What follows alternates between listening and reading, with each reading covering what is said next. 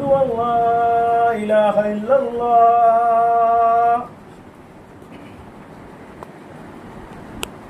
أشهد أن محمدا رسول الله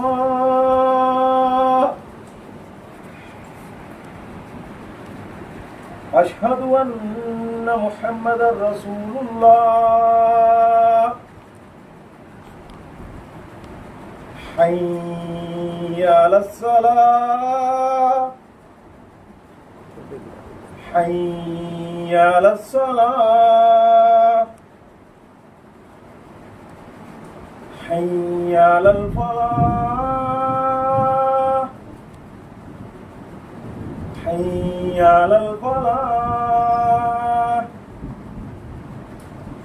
الله أكبر الله أكبر لا إله إلا الله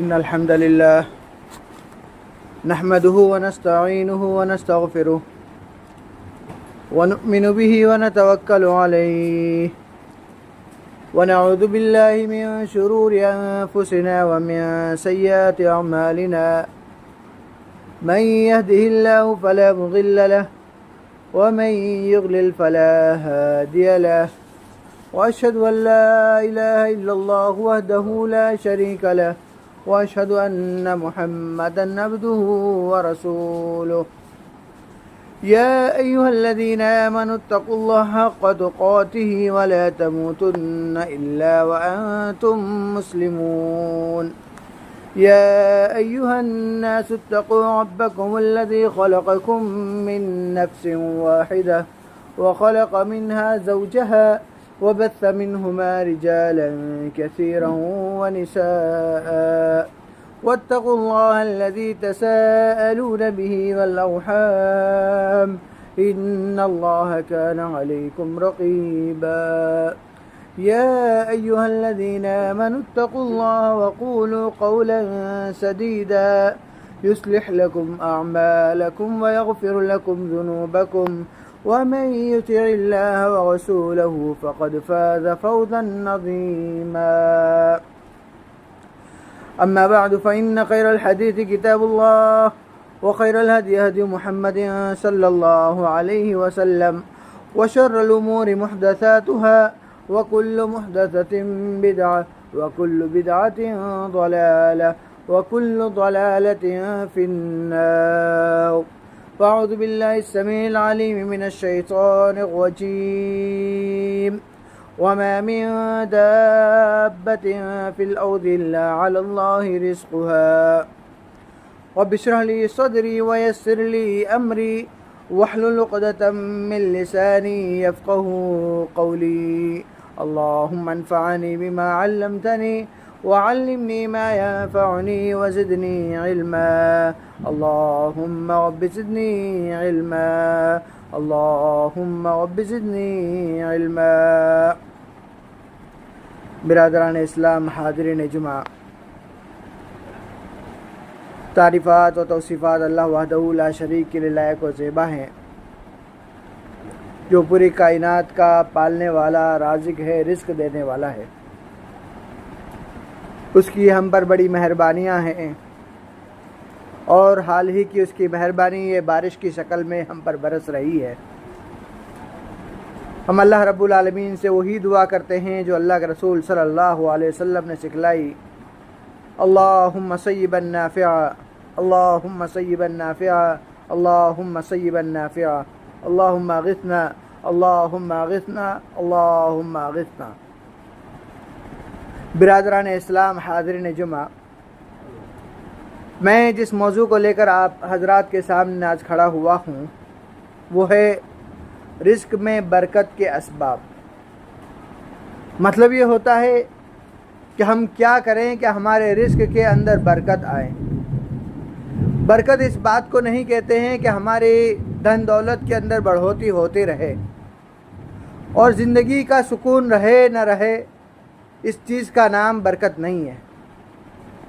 किसी की तनख्वाह कम हो लेकिन उसके ऊपर उसकी ज़िंदगी गुज़र रही है और उसकी ज़िंदगी सलामती के साथ गुज़र रही है, सुकूनी के साथ गुज़र रही है, तो उसकी ज़िंदगी के अंदर बरकत है, उसके रिज़्क़ के अंदर बरकत है। रिज़्क़ सिर्फ माल का नाम नहीं, बल्कि सेहत भी एक रिज़्क़ है, औलाद भी एक रिज़्क़ है, वक्त भी एक रिज़्क़ है, इल्म भी रिज़्क़ है और अमन व सुकून भी रिज़्क़ है। और कितने लोग ऐसे हैं जो मालदार हैं मगर बरकत नहीं है, और कितने कम माल वाले हैं जिनके मालों के अंदर पुरसुकून है, जिनके पास माल कम है लेकिन उनकी ज़िंदगी पुरसुकून गुज़र रही है। लेकिन ये इसका मतलब ये होता है कि वो बरकत वाली ज़िंदगी है। ये ज़िंदगी के अंदर रिस्क देना ये अल्लाह रब्बुल आलमीन का काम है। अल्लाह ताला सूरह हूद के अंदर इरशाद फरमाता है, वमा मिन दाब्बतिन फिल अर्द इल्ला अलल्लाहि रिज़्क़ुहा, कि ज़मीन के अंदर चलने वाला जो कोई भी है, इंसान हो, चरिंद हो, परिंद हो, कोई भी है, उन तमाम का रिस्क देने वाला ऐसा नहीं है जिसका रिस्क अल्लाह रब्बुल आलमीन के ज़िम्मे ना हो। यानी तमाम पूरी कायनात के अंदर रहने वाले तमाम चीज़ों की ज़िम्मेदारी, रिस्क देने की ज़िम्मेदारी अल्लाह रब्बुल आलमीन के ऊपर होती है। मेरे भाइयों, आइए हम उसके असबाब की तरफ बढ़ते हैं कि रिस्क के अंदर बरकत के असबाब क्या हैं। उनमें सबसे पहला सबब यह है कि हमें तक़वा, अपनी ज़िंदगी के अंदर तक़वा इख्तियार करना चाहिए। यानी दुनिया के किसी भी मोड़ पर हो, किसी भी हालत के अंदर हो, चाहे हम कितनी ऊपर चले जाए या नीचे से नीचे चले जाए या दरमियान के अंदर रहे, अपनी हैसियत ऊंची हो जाए, हैसियत नीची हो जाए, लेकिन हमारे अंदर तक़वा होना चाहिए, अल्लाह रब्बुल आलमीन का डर होना चाहिए, रब्बे ज़ुल जलाल के सामने खड़े होने का डर होना चाहिए कि हमें एक दिन अल्लाह के सामने खड़े होना है और हमें अपनी ज़िंदगी का हिसाब देना है। ये तक़वा हमारी ज़िंदगी के अंदर होगा तो हमारे रिस्क के अंदर बरकत होगी। अल्लाह ताला कुरान करीम के अंदर इरशाद फरमाता है, वमन यत्तक़िल्लाह यजअल लहू मखरजा व यरज़ुक़हु मिन हैसु ला यहतसिब, कि जो शख्स अल्लाह रब्बुल आलमीन से खौफ खाता है, डर रखता है अपने दिलों के अंदर, बुराई करने से डर रखता है, तो व यजअल लहू मखरजा, तो अल्लाह रब्बुल आलमीन उसके लिए एक अलग से स्पेशल रास्ता बना देता है। व यरज़ुक़हु मिन हैसु ला यहतसिब, और ऐसी जगह से उसको रिस्क देता है जिसका इंसान गुमान भी नहीं कर सकता कि कहाँ से रिस्क आ रहा है। मेरे भाइयों, तो सबसे पहला सबब हुआ कि इंसान अपने अंदर तक़वा इख्तियार करे, और इस तक़वे के बिना पर क्या है, अल्लाह रब्बुल आलमीन के डर के बिना पर क्या है, अल्लाह रब्बुल आलमीन इंसान को ऐसी जगह से रोज़ी अता करेगा जिसका इंसान गुमान भी नहीं कर सकता। दूसरी चीज़, इंसान की ज़िंदगी के अंदर ईमान और इस्तिक़ामत बहुत ज़रूरी है। अगर ईमान और इस्तिक़ामत है तो उसकी ज़िंदगी के अंदर अल्लाह रब्बुल आलमीन बरक़ात नाजिल फरमाता है। अल्लाह ताला सूरह आराफ के अंदर इरशाद फरमाता है, वलौ अन्ना अहलल क़ुरा आमनू वत्तक़ौ लफ़तहना अलैहिम बरकातिम मिनस समा, कि वो लोग, वो बस्ती वाले जो ईमान लाए, वत्तक़ौ, और अल्लाह रब्बुल आलमीन से तक़वा इख्तियार किए। ऊपर मैंने तक़वे के बारे में बात की, यहाँ फिर वही बात जिक्र हुई कि जो वो ईमान लाने के साथ तक़वा इख्तियार करते हैं, लफ़तहना अलैहिम बरकात, तो अल्लाह रब्बुल आलमीन उनकी ज़िंदगी के अंदर क्या है, उनके ऊपर बरक़ात के दरवाज़े को खोल देगा। मिनस समाई वल अर्द, चाहे वो आसमान के ज़रिए से हो या ज़मीन के ज़रिए से, चाहे वो बारिश की सूरत में हो या दुनिया के अंदर किसी भी बिजनेस के अंदर या किसी और तरीके के अंदर, उसकी ज़िंदगी के अंदर अल्लाह रब्बुल आलमीन बरकत अता फरमाएगा। तो लिहाजा दूसरी चीज़ ईमान है। सबसे पहली चीज़ अगर कहा जाए ईमान है, उसके बाद तक़वा है, तो ये भी सही है कि सबसे पहली चीज़ अगर ज़िंदगी के अंदर बरकत चाहिए तो हमें ईमान लाना होगा, और ईमान के बाद दूसरी चीज़ तक़वा होना चाहिए, यानी अल्लाह रब्बुल आलमीन का डर होना चाहिए। और तीसरी चीज़ जो ज़िंदगी के अंदर बड़ी अहमियत रखती है वो ये कि इस्तिग़फ़ार। दो चीज़ है, एक तौबा है और इस्तिग़फ़ार है। इस्तिग़फ़ार का माना होता है अल्लाह रब्बुल आलमीन से अपने गुनाहों की माफ़ी मांगना।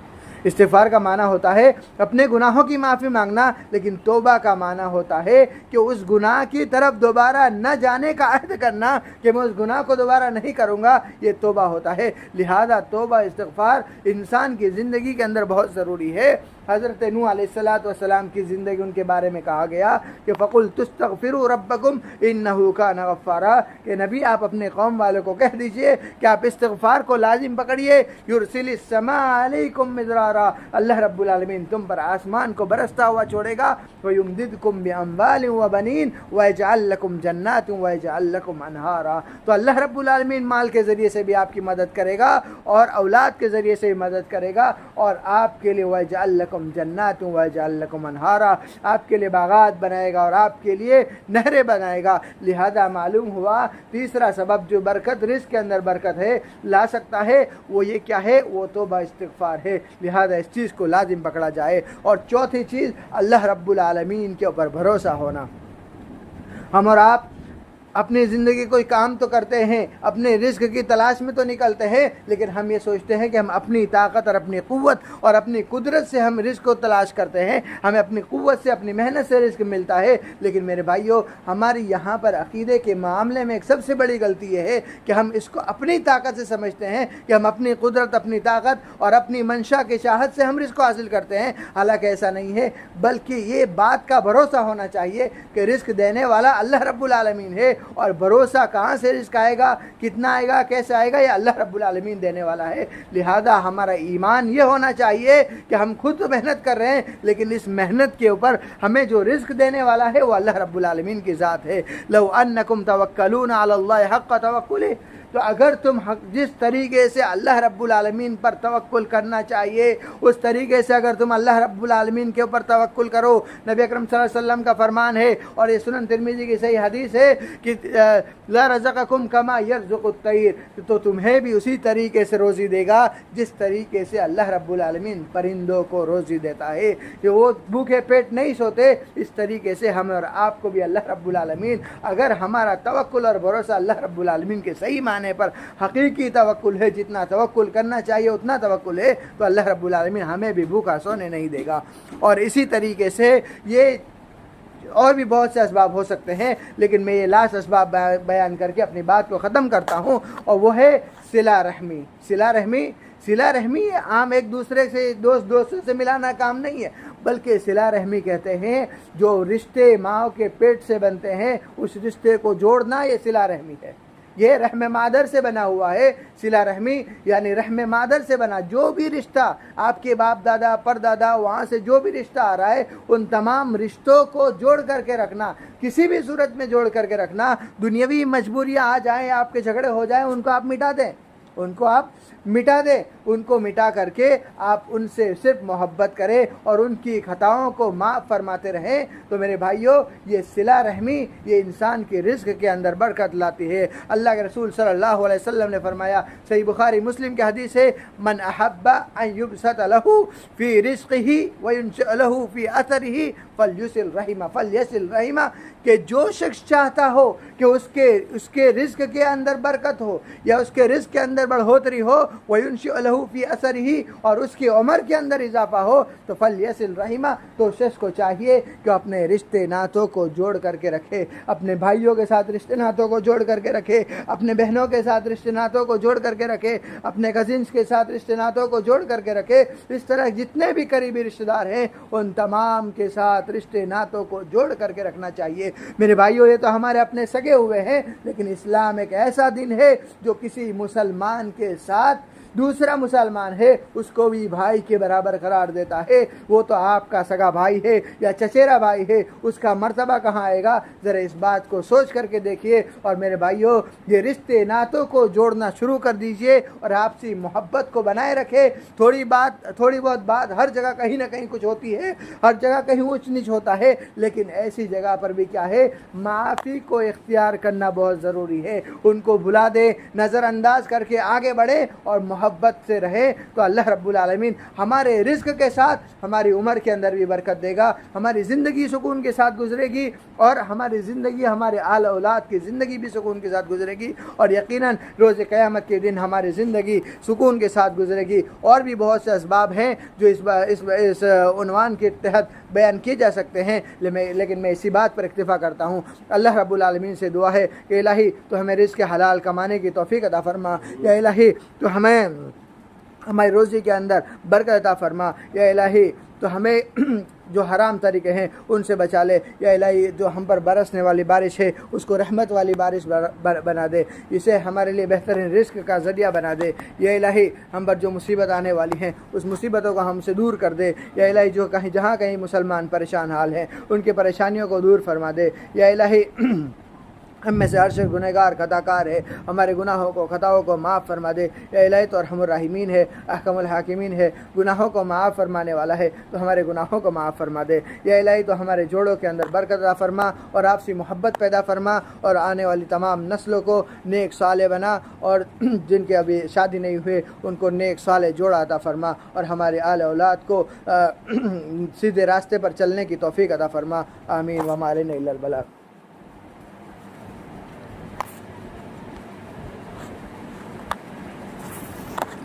इन्नल हम्दुलिल्लाह नहमदुहु व नस्तईनुहु व नस्तगफिरुह व नुमिनु बिही व नतवक्कलु अलैहि व नऊज़ु बिल्लाहि मिन शुरूरि अनफुसिना व मिन सय्यिआति अमालिना मन यहदिहिल्लाहु फला मुदिल्ल लहु व मन युद्लिल फला हादिय लहु व अशहदु अन ला इलाहा इल्लल्लाहु वहदहु ला शरीका लहु व अशहदु अन्न मुहम्मदन अब्दुहु व रसूलुहु अम्मा बाद।